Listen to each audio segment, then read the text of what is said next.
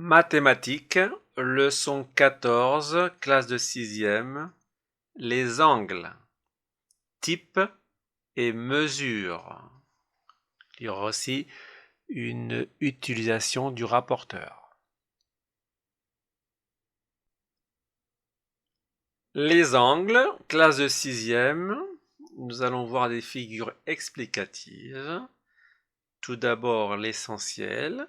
Alors un angle se présente de la manière suivante, x, o, y, O étant le sommet de l'angle et l'origine. Et OX et OY sont les côtés de l'angle. Alors, un angle est délimité par deux demi-droites, OX et OY de même origine. L'origine, c'est O. Alors, vous avez remarqué qu'il y a un crochet devant le O et une parenthèse derrière le X. C'est pour ça qu'on appelle cela des demi-droites. Puisque quand il y a un crochet devant la lettre, ça veut dire que la droite s'arrête à la lettre qui est indiquée. Alors que s'il y a une parenthèse, elle continue à l'infini. C'est une première précision. Les demi-droites sont appelées les côtés de l'angle. L'origine est appelée le sommet de l'angle. Cet angle peut se noter XOY avec la lettre au milieu qui est le sommet ou l'origine, avec un petit chapeau qui la couvre ou qui couvre les trois lettres. Donc ça, c'est à savoir, évidemment.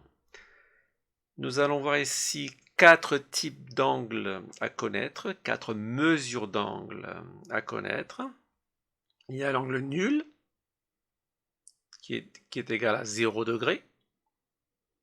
Bon, c'est facile à analyser.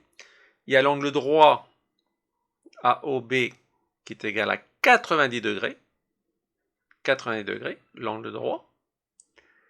Il y a l'angle plat qui est égal à 180 degrés.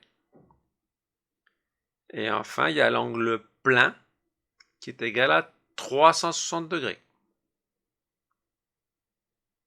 Angle nul, angle droit, angle plat, angle plein.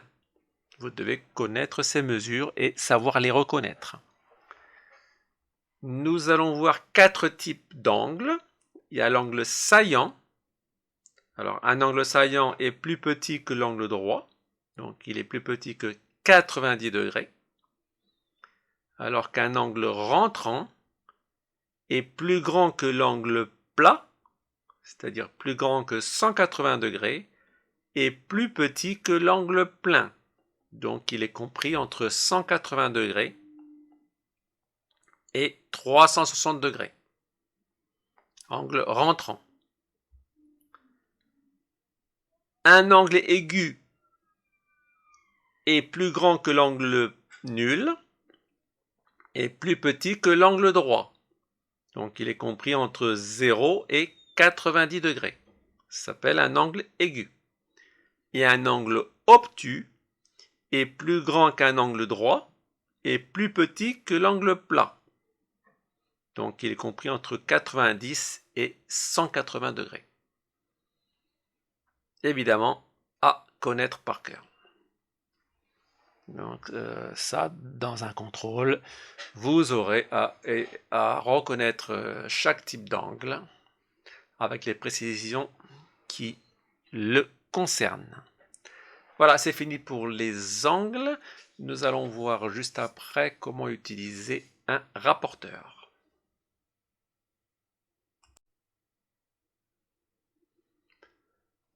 Utiliser un rapporteur, classe de 6e. Alors, présentation du rapporteur. Donc, vous le voyez. Il y a une graduation extérieure qui va de 0 à 180. Il y a une graduation intérieure qui va de 0 à 180, évidemment. Et on a le centre. Alors, le rapporteur est doté de deux graduations en degrés. L'une, la graduation extérieure, va de gauche à droite de 180 à 0. Et l'autre, la graduation intérieure, va de gauche à droite de 0 à 180 degrés. Alors, comment on fait pour mesurer un angle? Alors, vous voyez qu'il y a l'angle YOX. Vous voyez le rapporteur. Vous allez mettre le centre du rapporteur sur l'origine de l'angle. Et après, vous allez l'aligner sur l'axe OX. Et après, il suffit de voir à quoi correspond le côté, à quelle mesure il correspond. Donc là, il correspond à 10, 20, 30, 40 à 50 degrés. Si vous voulez faire une bisectrice, eh ben vous prendrez la moitié de l'angle, c'est-à-dire 25. 10, 20, 5, ça fait 25. Vous mettez un point ici. Vous tracez avec votre règle la jonction entre le haut et ce point. Et ça vous donne, et après vous la prolongez, et ça vous donne la bisectrice. Si vous voulez faire un angle à 90 degrés, donc toujours pareil, aligné sur l'axe, avec le centre sur le haut. Vous voulez faire un angle à 90 degrés, il est ici. Vous tracez un petit point, vous tracez une droite, une demi-droite avec votre règle, et vous avez votre angle à 80 degrés. C'est simple, mais il faut encore le savoir et s'habituer à l'utiliser. Voilà, c'est fini.